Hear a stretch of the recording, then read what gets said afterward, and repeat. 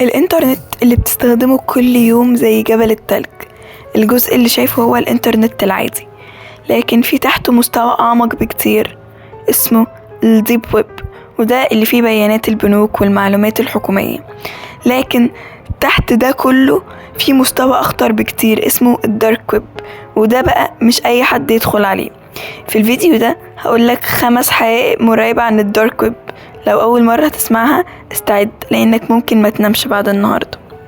ناس كتير فاكرة ان الدخول للدارك ويب بيحتاج مهارات خارقة، لكن الحقيقة انه سهل جدا.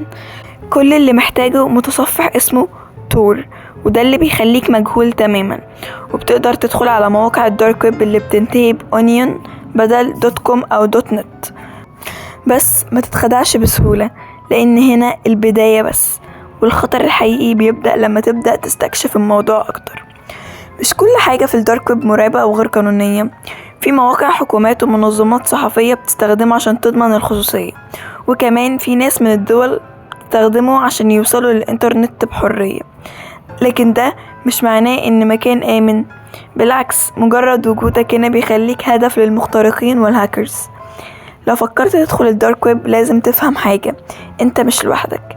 الأجهزة الأمنية بتراقب المواقع المريبة، والهاكرز عندهم طرق يكتشفوا هويتك حتى لو بتستخدم VPN. والأسوأ، في مواقع بتقدر تفتح كاميرتك وتراقبك من غير ما تحس. عشان كده لو هتدخل غطي الكاميرا بتاعتك، وإلا مش هتبقى عارف مين بيتفرج عليك. في مواقع مش المفروض تقرب منها، زي موقع الريد رومز اللي بيقولوا انها اماكن لبث مباشر لحاجات مرعبة جدا، وزي مواقع بيع الهويات المسروقة. واخطر حاجة مواقع الخدمات المجهولة اللي بتسمح لك تطلب اي حاجة مقابل الفلوس. ناس بتقول انها مجرد خدعة، لكن في ناس تانية بيحكوا قصص حقيقية عن اللي شافوه هناك. ما اعتقدش انك هتحب تسمع ده، لكن لو دخلت مواقع مشبوهة حتى بعد ما تقفل اللابتوب ممكن تسيب اثر وراك. هاكرز بيقدروا يحتفظوا ببيانات جهازك حتى لو مسحت كل حاجة. في مواقع مش المفروض تقرب منها، زي مواقع الريد رومز اللي بيقولوا انها اماكن لبث مباشر لحاجات مرعبة جدا، وزي مواقع بيع الهويات المسروقة.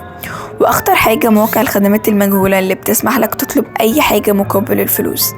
ناس بتقول انها مجرد خدعة، لكن في ناس تانية بيحكوا قصص حقيقية عن اللي شافوه هناك. ما اعتقدش انك هتحب تسمع ده خالص، لكن لو دخلت مواقع مشبوهة حتى بعد ما تقفل اللاب ممكن تكون سبت اثر وراك. في هاكرز بيقدروا يحتفظوا ببيانات جهازك حتى لو مسحت كل حاجة. والأسوأ، في ناس بيحكوا عن تهديدات وصلت لهم بعد دخول مواقع غريبة هناك. فالسؤال هنا: هل الفضول يستاهل المخاطرة؟ الدارك ويب مش مجرد مكان غامض، هو مكان لو دخلته لازم تكون عارف انت بتعمل ايه. قولولي في الكومنتات، هل كنتوا تعرفوا المعلومات دي قبل كده؟ ولو حابين جزء تاني عن أسرار الدارك ويب ما تنسوش اللايك والاشتراك، عشان الجاي هيكون أغمق بكتير.